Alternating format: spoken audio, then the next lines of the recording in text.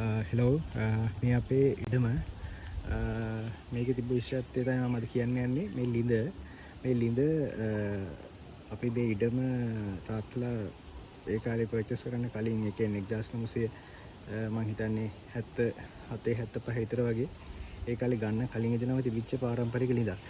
පස්සේ ආයෙක මම හිතන්නේ බැඳලා පොඩ්ඩක් රෙනෝවේෂන් එකක් කරන්න ඇති. මේක විශේෂත්වය තමයි මේකේ කොච්චර වතුර ගැහුවත් වතුර උනනවා. ඒක මේ හිතන්නේ නැති ඉක්මනින් වතුර උනනවා. එච්චර උල්පත් තියෙනවා. මේ හරි වාසනාවන්ත රීතක්. දැන් ඔන්න මේකේ අපි අද පැය ගානක් තිස්සේ වතුර ගැහුවා.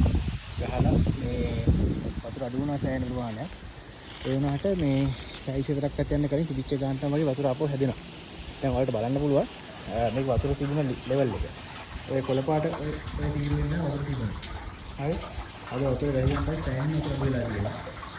ඒ අද අඩු වුණාට ඊට තමයි මේක සද්දේ තැහෙනවා. මේ බලන්න පුළුවන් මේ වතුර උනන වේගෙයි.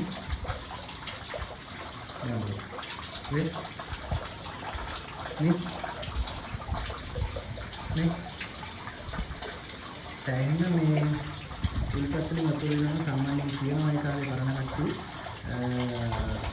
මුළු ඔක්කොම හින වතුර මුළු ඔක්කොම ඉතින් පැලින්ලක් ඇවිල්ලා ලින් හිදුණා මේ ඉන්නේ වතුර හිදෙන්නේ නැහැ නේද?